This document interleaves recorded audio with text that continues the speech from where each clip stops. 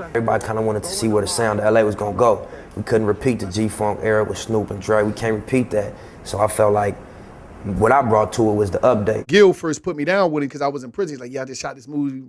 Nipsey. I said, damn, Nipsey, I think I heard. He said, yeah, he coming up here on the West Coast. This was like before. It was like, you know what I mean? You know what I mean? Victory. It was way before. That was like 2008, 2009. Yeah. So I'm on the phone. Like, yeah, I said, you got a movie. So I'm just shocked about the movie. He telling me everybody, Ben Rames, Nipsey, this, that, and third. So, you know what I mean? Back then, he sent me some pictures of it, you know what I mean? So it was like, wow, just to be able to, you know, get out here myself and to be able to connect with him, you know what I mean, outside of cuz, just be connecting and just being able to interview him several times. It was all, you know, it was real with him. He wasn't like, it wasn't no like, and I'm not just saying it because he did, like, he wasn't with the fluff. He wasn't this rapper. You know, the dudes, oh, get with me. No, he said, no, take my number, bro, call me. Absolutely. You in LA, call me. I called him when I was in LA, and it was like, it was just, you know, he put some plays together for me to connect with other people to interview them, and it was just real. Well, Nipsey always had a genuine soul. You know what I'm saying? From the time I met Nip back in 2009, and how I met Nip was through Ving Rhames. Yeah, Big Vin. Shout out to you home. know, and it's crazy how Ving even met both of us. Ving seen me on a DVD. He was filming a movie with Bruce Willis.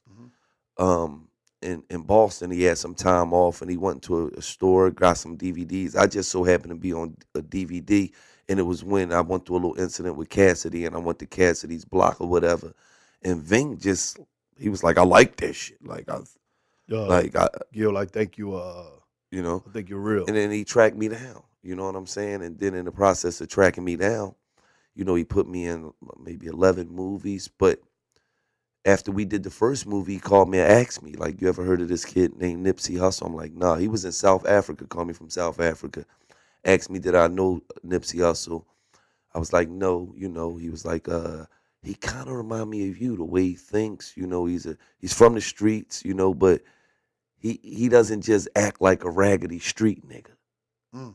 You know what I'm saying? But you're quite raggedy if you ask me. That's just my opinion. It's just my opinion. Well, a lot of people would disagree with you. I'm not going to argue with that. I don't have to argue with you. But what I'm saying is, you know, Ving saw something in him, just pretty much like what he saw in me, and then, you know, he linked me with Big U, and at the time Nipsey was Big U and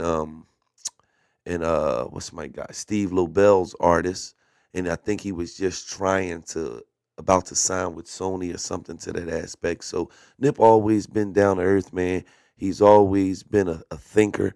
He's always been an intelligent guy who just wasn't going to just rely on rap. You know, even back then when I met Nip, he was talking about opening up businesses, talking about all kinds of shit he was thinking about doing. So to all the youngins that's up and coming, Nip should be, you know, like the perfect example of what you can do out here.